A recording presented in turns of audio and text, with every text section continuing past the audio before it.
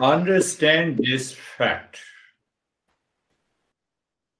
that my imagined I, or that I would rather put it that way, that I imagines to be happy in the world outside. And that imagined I thought that I will celebrate birthday, everyone will be around me, but I do not have control over the world outside. No people. The world is constantly changing.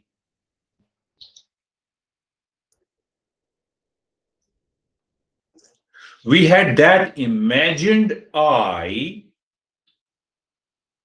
as we grow, so that I imagined husband, imagined wife, imagined being rich, imagined being, you can add Ferrari,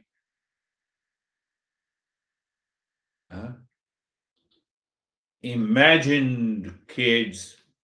Ashok might be thinking, now I'm waiting to become a grandfather. These are imagined.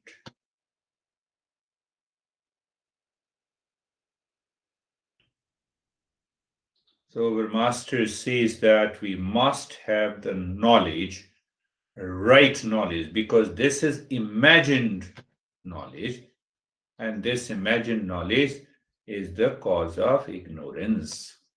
That is why we say satasangatve. I'm repeating it again so that it goes into your head. Even if it doesn't go, it's okay, but it should go. What is that? Satasangatve, constant learning from the teacher, constant learning from the teacher should, learning and listening leads to detachment with the imagined I. That imagined I now no longer imagines that happiness is outside. Simple thing. If I become a husband, I will be happy. How many husbands are happy? Well, that includes how many wives are also. Imagine. See, think of this. Think. So, Master prompts us, invokes us, motivates us, inspires us. Oh, let us think. Don't put the imagined I in day-to-day living. That is why we have to listen and learn daily and daily and daily and until the mind. So what happens? The master gives this verse that satsangatve nisasangatvam. Listening and learning drops that imagined I and it results into detachment. So once the mind is in the state of detachment, what happens? It drops the delusion. What is that delusion? What is that delusion? That delusion caused by the imagined I just said. I will be happy. I will be happy with a situation, with a person, with a designation. It is not possible. So that delusion goes away. And the moment that delusion goes away, your mind is empty. The mind is naturally steady. So we are studying this text. It demands, it says no religion, don't bring any cult, don't bring any dogma, don't bring any practice, no belief. It is only a matter of self-inquiry. Inquiry into our real self. Listening with these small principles and reflecting on it. And awakening to knowledge and clarity. The moment we awaken to that knowledge, we are already there. So what happens after listening? Contemplation is required. Why? Let me express in a different way. By reflection and contemplation, the knowledge is internalized. Knowledge is internalized. If it is not internalized, the mind will push us again to the imagined I.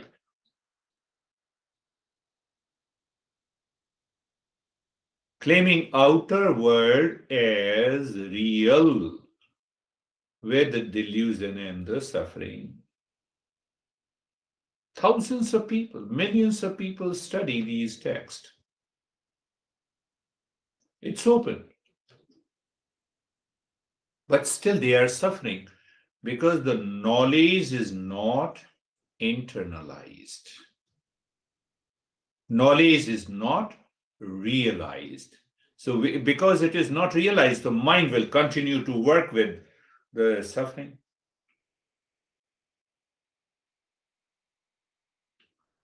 When women on Thursday's session, no, the other session in New Jersey, she said that, I started working on detachment and I became very sad and lonely.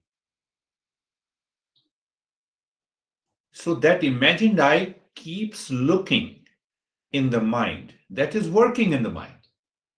And outside, no, I don't talk to you.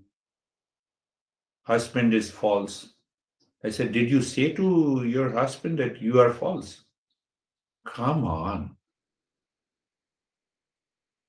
Come on, you have to remove that imagined I in the mind.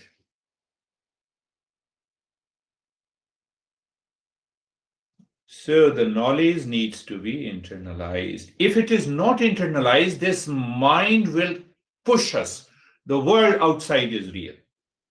Do whatever you want to do. And that causes the conflict.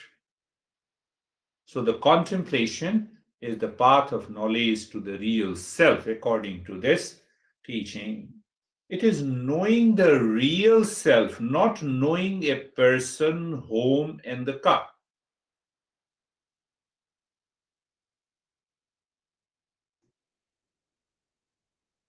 We want to, or we think that if the way we know the car, honey, we can know the real self. No, it is not possible. Why? Ask the question, why? I know you. I know this remote. Can I know myself the way I know the remote? That is what the contemplation is. Can I know this remote? Yes, I know it. It is an object of my mind. I know it is in front of my mind. So can I bring my real self in front of my mind? So if the answer is yes, then who is behind the mind? Who will know who? Are you understanding? We are going deeper. Who will know whom? So one real self inside and one real self outside. That makes the problem. So the way of knowledge in the real self is not through the sense organs. Sense organs cannot help me to realize the real self. So that is why we say, what we say, that no object in the mind can ever help me realize who am I. Yes. Now we come to the meditation. So after contemplation, when we practice meditation, so-called, it is a non-practice, but when we practice meditation, now I'm aware. What I'm aware? That any object coming to the mind has to be thrown out, because that will not help me to know my real self. It is something how it should be done according to this teaching. You are traveling from home to office to workplace. They both happen together. You are going far from the home and you are approaching the workplace. Driving is happening.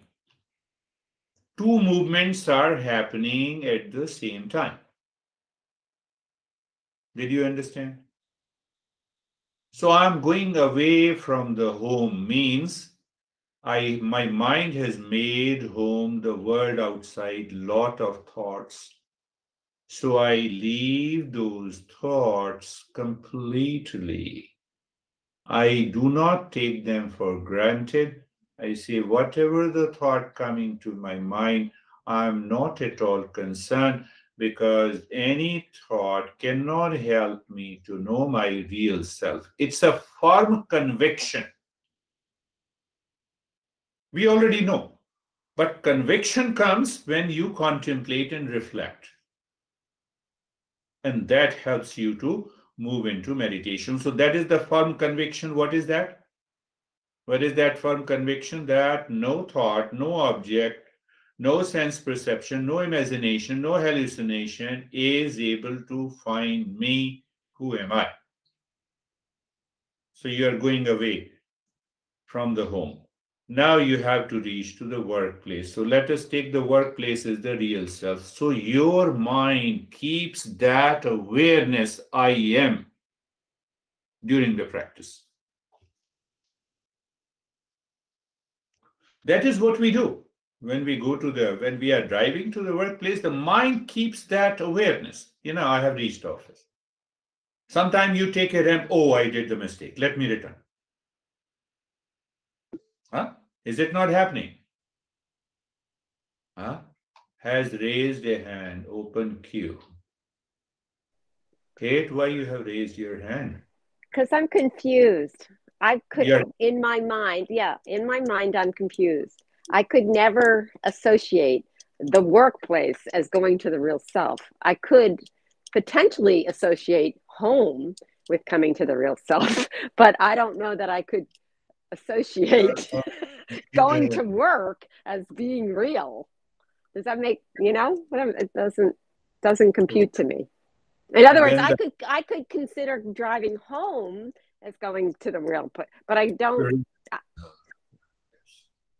When the metaphors, examples are taken as a reality, it is also imagination. So it is simple. I get that. It is a metaphor. And once we take it as a metaphor, the problem is solved. Problem is solved. There was a frog and the fish. So there was a flood, and the fish entered into the well. And the frog asked, from where you have come? I came from an ocean. How big it is? It's very big. So frog jumped. It is this big? No, it is bigger than this. No, I don't understand. I don't understand. So what happened? Again, the flood came and the fish and the frog they were pushed into an ocean. But if you ask me how the fish and the frog can talk to each other, come on, I'm giving an example. I'm giving you a metaphor. Either you take home or you take workplace, you take it. Metaphor. So first, there are two things. Let me agree with you, Kate. Where is the problem? You're driving from workplace to home.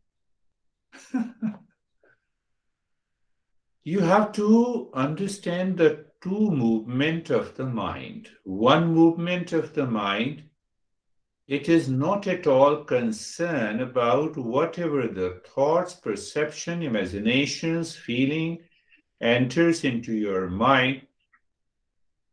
You are not touching that. But your mind is holding either the thought and awareness of who am I. Once that is done, you will enter into meditation. So the first part, what is that? What I am not is negated in the mind, in the knowledge. Oh, I have to make an effort by negation. Really? I have to make an effort by negation? Really? No. You are simply aware. You are simply aware. Take another example. You and your honey, and other people are also there. Do you make an effort to recognize that, here is my honey and they are not my honey? It's a matter of awareness. So when there is a conviction that any object does not contain the property of peace and happiness, this wandering mind has any meaning. Mind is wandering only to seek peace and happiness outside. Did you get it? We are going deeper and deeper. So now only thing is left, only occupation for the mind is left. Who am I? The mind keeps there, mind is there, mind is there, mind is there. And in that mind is there, that mind merges with the pure consciousness and you have the meditation. Understand from a different perspective. Now ask the same question, how long it takes you to reach from home to your workplace or from a point A to B. So we have a distance, we have a time. And I used to ask in New Jersey that how long it takes you to reach to your office. 10 minutes. Somebody said 15 minutes, 20 minutes, 30 minutes. Okay, now let me answer this question. How long it takes you to reach to yourself?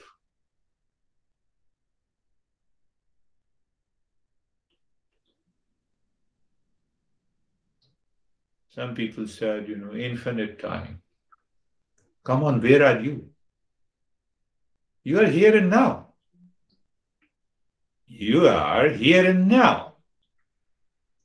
So who is that here and now? Is it imaginative I with a delusion?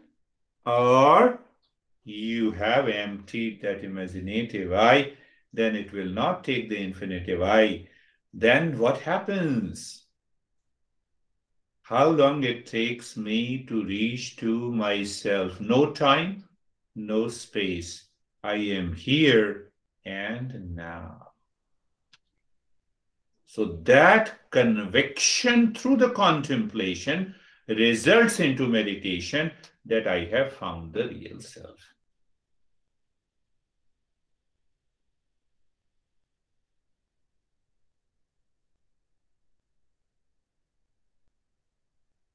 I am. A firm conviction that I am not an object of the world. Drop them without any effort. I am not what mind knows. What mind knows? That I am stressed, I am happy because of you, and I am stressed because of you. So when I am not, what mind knows? Because mind cannot know the real self. I am not waking, sleep in the dream state. That is the journey. I am not an expression of the mind.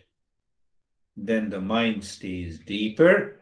It leaves the world naturally. What is left is I am. This is what the master. Can I see that there is, what is that thing in the world which is not changing? Find out. Whatever the mind knows, that is constantly changing. So I need to be simply aware that the entire world is changing, and that is the objective reality, and the objective reality cannot be I am. But there is a hidden thing here. Who knows that world is changing? That knower is the real self. It is present here and now. Are you getting it? It is present here and now. Imagined I has covered it. So when the imagined I drops, subjective reality, that is what? The real self. So Master gives another clue to understand that needs to be. So first take an example, waves and the waves. What is the relationship between the waves and the waves? Honey, you give me happiness. Not if I live with the honey. Even if I don't live with the honey, so my honey becomes my car, my wealth. So individual and individual, waves and waves. Understand that point clearly. 3 levels of understanding, 3 levels of awareness, waves and waves. How do I see you? I'm an individual, you are an individual. You have certain traits, I have certain traits. I'm a teacher, you are a student. Like this, there are a lot of differences. The moment my mind keeps working as an individual, which is imagined I create another object outside. Waves and waves. We see many versus many. Everyone has a different trait. Then the mind enters into those traits. It creates the world. This is what the world is. I have an imagined I, and then I see the world around in different parts, the waves and the waves. First level. Second level, waves and ocean. One wave, how small it is. The world is so big, one in the many. Waves in the ocean.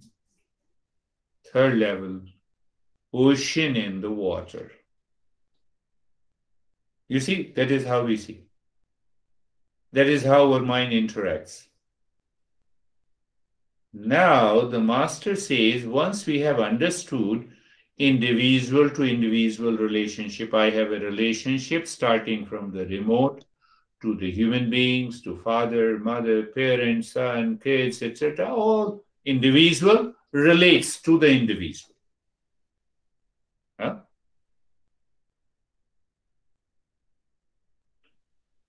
Is it true or not? Now the master asks questions. Is wave true? And the second question it asks, is ocean true or false?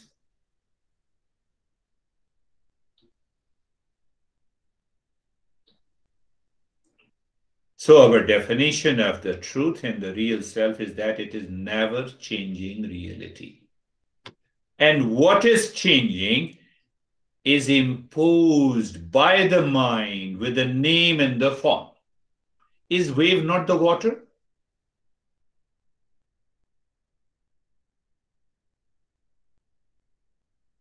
So when the knowledge is internalized, I see the water is nothing but the wave also, manifesting wave. Same way, the water is nothing but an ocean, and water is already water. I have found my real self. Are you understanding? So it's a knowledge part. First part of the knowledge, it is ignorance, waves versus waves. Individual versus individual.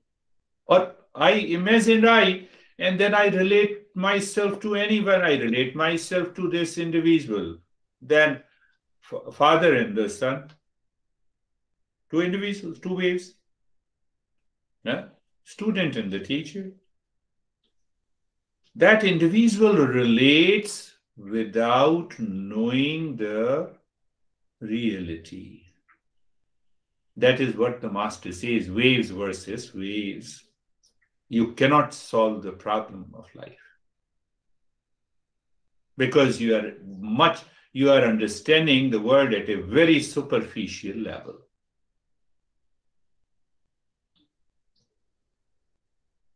And then waves versus ocean. Waves versus ocean. One versus many. Oh, how big the world is. Why? Because I have an imagined individual in me. And then comes the ocean and the water.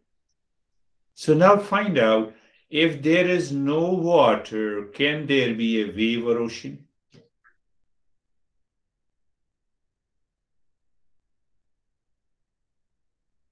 Can you create waves without water? Can you create ocean without water?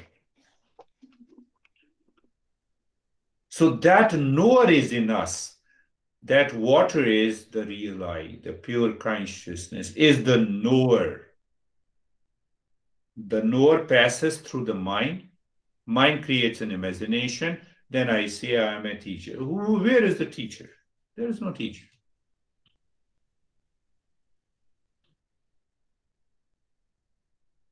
Waves are not there. Water is. Pay attention. Water is. Ocean is not there. Water is. What is that isness?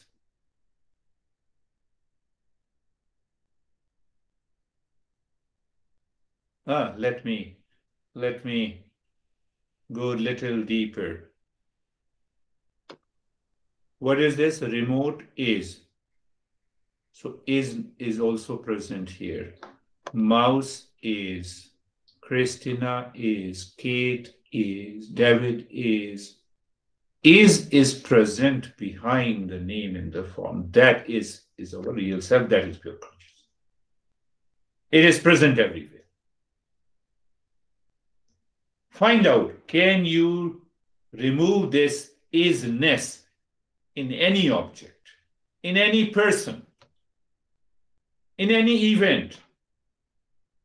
Situation is. Stress is. Craziness is. Happiness is. After all, it gives me the knowledge. It gives me, yes, is. Yes, is. I am that is. I am not the name in the form. I am not the wave. I am not the ocean.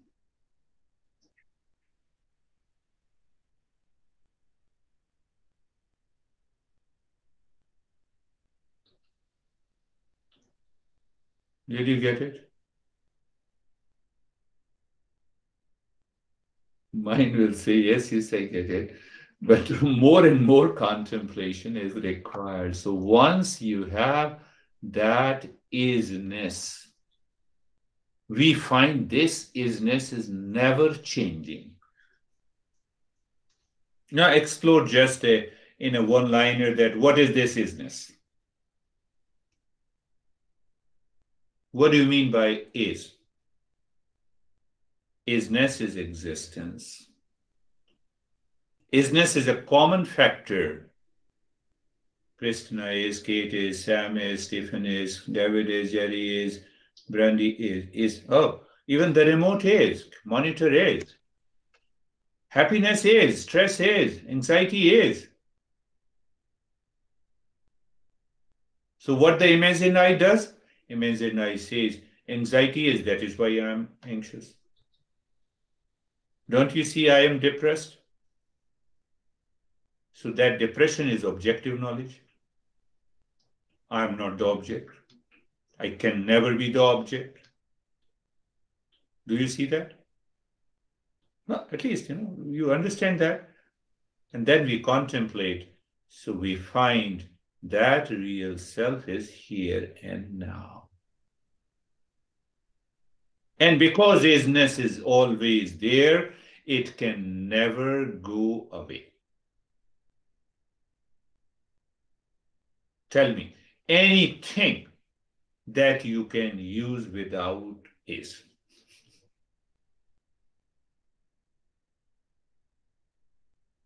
Think of this. Think. Tell me.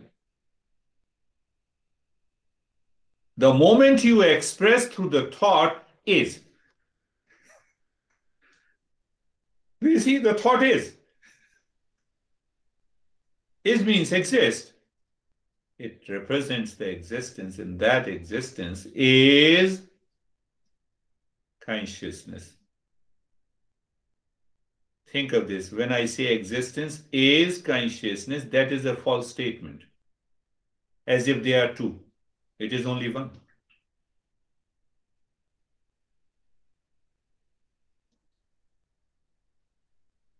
Close your eyes. Close your eyes. Let us be there in that state. We are already there. Eyes are closed.